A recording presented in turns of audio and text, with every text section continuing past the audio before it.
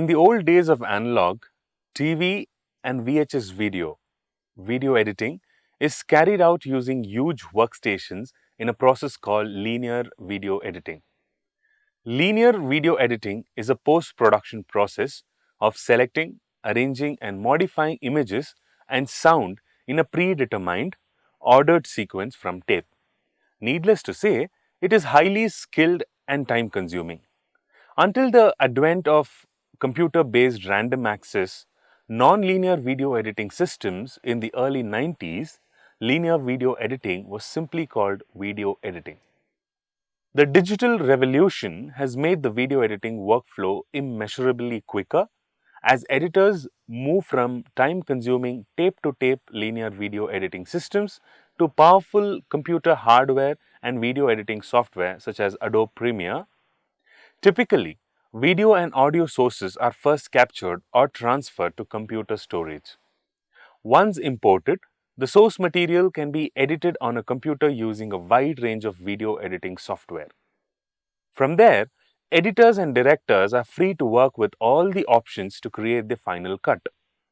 Video editing is essentially the process of editing segments of motion video production footage by cutting, trimming, and overlaying them and adding special effects and sound recordings. Digital editing software has become a great source of reliance for all the special effects and editing needs in the post-production stage. Essentially, most video editing programs work in a similar fashion. Once footage has been input into the computer and converted into a digital format, it can be then edited via the program. Effects and titles can be added easily, and many programs will even create complete DVDs. The final result is, ideally, a video presentation as polished as anything appearing on TV or a disc released by Hollywood. Of course, how it looks is dependent on factors beyond editing, such as videography and lighting. There are many ways for an editing program to accomplish these tasks, and they do so with varying degrees of precision and complexity. So, when choosing such a program, it helps to first take stock of your current skill level and needs.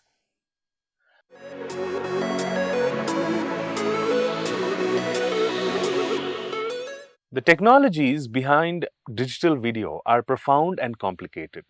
In order to begin the process of video editing, you need to know the basic concepts of digital video.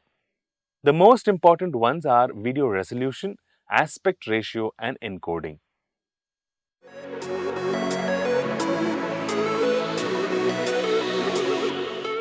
This is the measure of the number of horizontal and vertical pixels of a video image.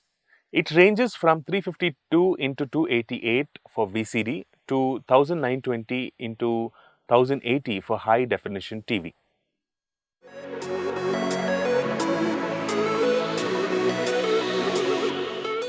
This is the ratio between the horizontal and the vertical resolution of an image. Typically, you will come across just 4:3 and 16:9. When starting a video editing project, the first things you will decide are the image resolution and aspect ratio. This will most likely be determined for you by the source material.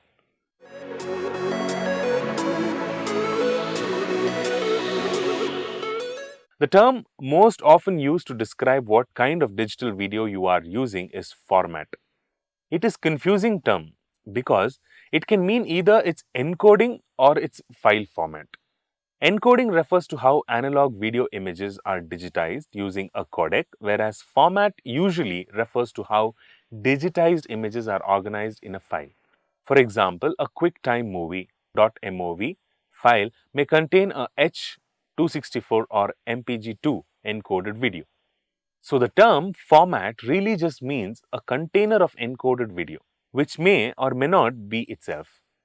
There are also three general container formats that are used to wrap a variety of encoded video and audio. They are AVI, Audio Video Interleave, developed by Microsoft; MOV, QuickTime Movie, developed by Apple Inc.; MKV, Matroska Multimedia Container, is an open standard container format that is supported by most operating systems and audiovisual equipment, even HD TV.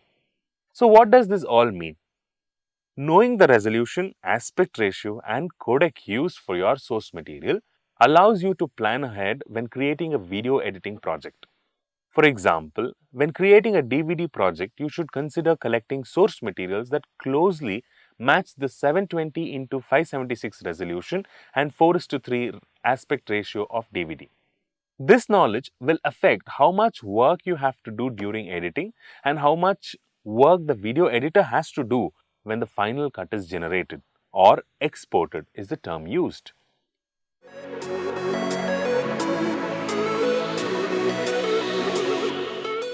Not one digital editing software program is created equal. They are like snowflakes or pictures, each unique and able to serve different purposes for different people. This is no means that all professional filmmakers need pro image editing software. First, you need to examine what your specific needs are from editing software. If you do work that requires tons of video footage, then your biggest needs are probably workflow and batch processing. If you work in portraits or fine art photography, you likely want full editing professional tools. Or maybe you just want something quick, easy, and cheap. Underneath the program's graphical interface, there are other considerations. For example, how well does the program support media other than video? Many video productions won't rely solely on video footage, but will also include a variety of still photos as a slideshow. If this will be an important feature for you, make sure your prospective editing program does a thorough job of supporting that. Then there are video effects. There are a couple of issues here. The first is considered which effects you think you will need for your productions and determining if it's included in the editing software. The second consideration is if you have any existing effects that you'll want to use with new editing software, does the program allow for importation of effects in the same format or formats as yours? Of course, you should consider that cuts should account for the vast majority of the transitions in your production, and that cycling through your software's transition palette tends to scream amateur. The same goes for audio effects. What sort do your productions need? Basic fade-ins or fade-outs? Reverb for narration? Or something more sophisticated? If you have an existing home recording program, you may be able to import some of its effects if they are compatible with the editing program. If the editing program accepts only one format, check to see if it's one that's compatible with your recording program.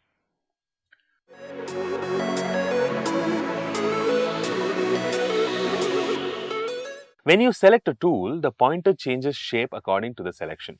For example, when you select the razor tool and position the pointer over a clip in a timeline panel, the icon changes to razor. However, the selection tool icon can change to reflect the task currently being performed.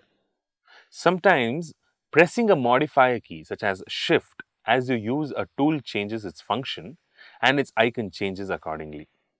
Select tools from the Tools panel or use a keyboard shortcut. You can read the Tools panel and orient it vertically or horizontally. The Selection tool is the default tool. It's used for everything other than specialized functions. If the program isn't responding as you expect, make sure that the Selection tool is selected. A selection tool, B, ripple edit tool, C, rate stretch tool, D, slip tool, E, pen tool, F, hand tool, G, track select tool, H, rolling edit tool, I, razor tool, J, slide tool, K, zoom tool. Select any tool to activate it for use in a timeline panel by clicking it or pressing its keyboard shortcut. Let the cursor hover over a tool to see its name and keyboard shortcut. Selection tool. The standard tool for selecting clips, menu items and other objects in the user interface. It's generally a good practice to select the selection tool when you are done using any of the other more specialized tools. Track selection tool. Select this tool to select all the clips to the rate of the cursor in a sequence. To select a clip and all clips to the right in its own track, click the clip. To select a clip in all clips to its right in all tracks, shift-click the clip. Pressing Shift changes the track selection tool into the multi-track selection tool. Ripple Edit tool. Select this tool to trim the in or out point of a clip in a timeline. The Ripple Edit tool closes gaps caused by the edit and preserves all edits to left or right of the trimmed clip. Rolling Edit tool. Select this tool to roll the edit point between two clips in a timeline. The Rolling Edit tool trims the in point of one and the out point of the other while leaving the combined duration of the two clips unchanged. Rate Stretch tool. Select this tool to shorten a clip in a timeline by speeding up its playback or to lengthen it by slowing it down.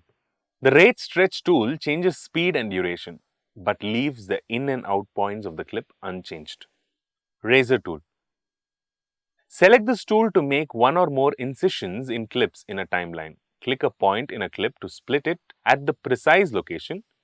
To split clip in all tracks at that location, shift-click the spot in any of the clips.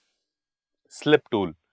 Select this tool to simultaneously change the in and out points of a clip in a timeline, while keeping the time span between them constant. For example, if you have trimmed a 10-second clip to 5 seconds in a timeline, you can use the Slip tool to determine which 5 seconds of the clip appear in the timeline. Slide tool. Select this tool to move a clip to the left or right in a timeline while simultaneously trimming the two clips that surround it. The combined duration of 3 clips and the location of the group in the timeline remain unchanged. Pen tool. Select this tool to set or select keyframes or to adjust connector lines in a timeline. Drag a connector line vertically to adjust it. Control-click Windows or Command-click Mac OS on a connector line to set a keyframe. Shift-click non-contiguous keyframes to select them. Drag a mark over contiguous keyframes to select them. Hand tool. Select this tool to move the viewing area of a timeline to the right or left. Drag left or right anywhere in the viewing area. Zoom tool. Select this tool to zoom in or zoom out in a timeline viewing area. Click in the viewing area to zoom in by one increment. Alt-click Windows or Option-click Mac OS to zoom out by one increment.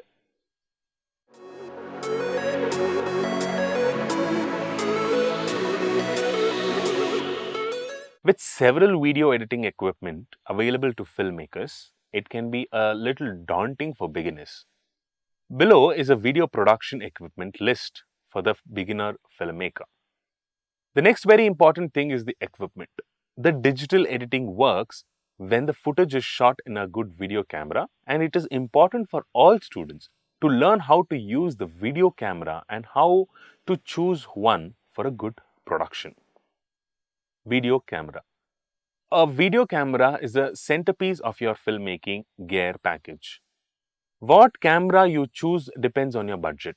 The types of shooting you're doing, static, stealth, run and gun, etc., and where you plan to showcase your film, web only, theater, broadcast, etc. You can shoot a documentary on anything from your iPhone to a DSLR to a top-of-line digital cinema camera such as the Red Epic. Whatever camera you choose, make sure you capture excellent audio. Tripod. A necessary piece of equipment to keep your footage looking steady and professional. Get a tripod with a fluid head for smoother looking pans. Camera light. Sometimes a nice pop of light from the camera can help fill in ugly shadows. A camera light is a nice accessory to have, especially in a documentary or news style shoot where you might not have time for a full 3-point lighting setup. 3-point lighting kit.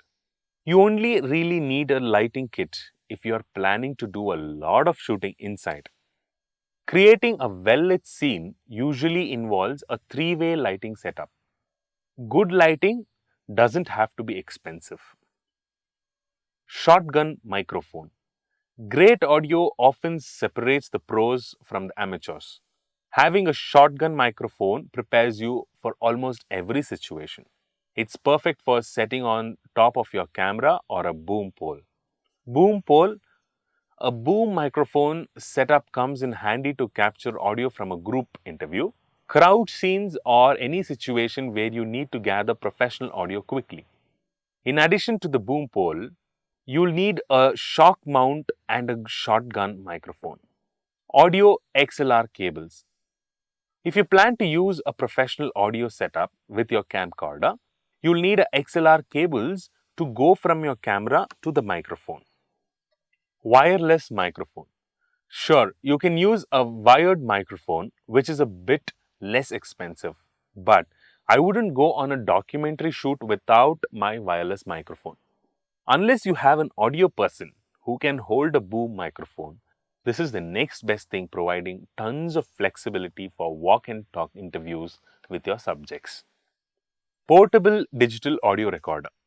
If you decide to shoot your documentary with a DSLR, it's highly recommended that you either get a portable audio recorder or a preamp audio to attach to your camera. Why? The DSLR cameras only come equipped with a mini jack audio input, which doesn't capture professional or broadcast quality sound. Because of that, you'll need some way to capture professional audio. The bonus with the preamp is that the audio is recorded directly to the camera, whereas with the portable recorder, you'll have to sync the audio and video later during edit. Headphones. Getting great audio means monitoring the sound at all times while shooting. Find a good quality, comfortable set of headphones to make sure you avoid any nasty audio surprises when you get back from the shoot. Light reflector. This is a must-have item for your documentary filmmaking kit. A light reflector can turn an ugly amateur-looking shot into a golden and gorgeously lit scene. Lenses, wide-angle, clear protective lens, polarizer, zoom lens, macros, etc. Have you ever seen those cool fisheye scenes? That's from using a special wide-angle lens. If you're shooting in super sunny situations, an ND filter or circular polarizer can dramatically improve the image. Or what would super close-ups of a bug or flower? That's when you need a macro lens. 3.4 Extra batteries. You never want to get caught without enough batteries out on a shoot. Unless you're heading out into the Amazon, 3 to 4 extra batteries should be enough for most shooting situations. Videotapes, flash memory cards or DVDs. You'll need somewhere to record all that footage you'll be shooting. External hard drive. A portable hard drive comes in handy if you plan to do a lot of shooting in the field and need to offload your footage from your camera's memory card. DSLR shoulder mount rig. If you're shooting with a DSLR, putting your camera on a shoulder mount can add a nice professional touch. It is especially helpful if you don't want to use a tripod, and a rig creates smoother looking footage in a run and gun shooting situation.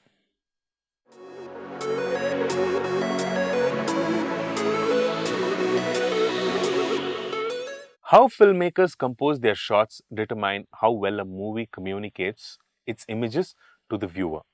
In this lesson, students learn how to create establishing shots to let viewers know where the story is taking place and how to convey action sequences and emotional or retail scenes. Also, students compare images that follow and break the rule of thirds and see why the director made these decisions. The lesson covers the concept of eye lines, headroom, horizon lines, and frame balancing.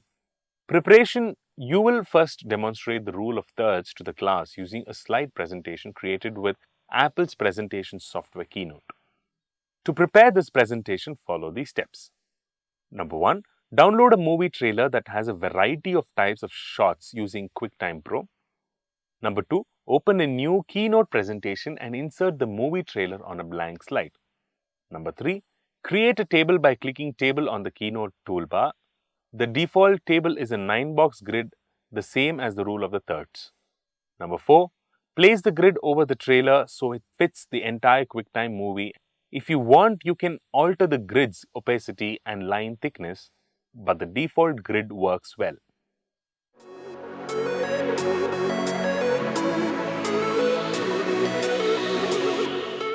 Panasonic AG HVX 200, JVC GY HD11DU, Canon XL H1, Sony HVR Z1U. Video deck high-end cameras are not designed to be used as playback machines. We recommend getting a Sony DSR-11, a dedicated and durable playback machine that can fit on a desktop. Depending on your program, you may want to buy one for every capturing station.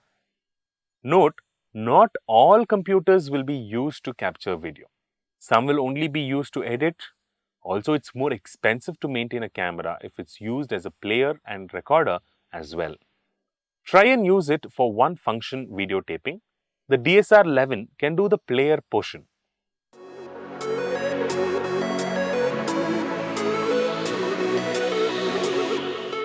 Every day, digital media becomes more important as a means for receiving, producing, sharing, and broadcasting information. Tools and resources that were once exclusive property of a few are now available to many more people. Tomorrow's publishers, marketing people, and community leaders will need to know how to use digital media to persuade others and tell new and effective stories. Knowledge of the rules and grammar of movie production, broadcasting, and media presentation is a new powerful literacy. Today's educators and students will find it particularly valuable to be skilled in the use of digital media tools such as Final Cut Studio. Digital editing is the future. In this digital world, all that we crave is the digicams and digitized videos and photos. Editing software plays a key role in the addition of all effects, visual and audible, that makes the end product appealing to the audience.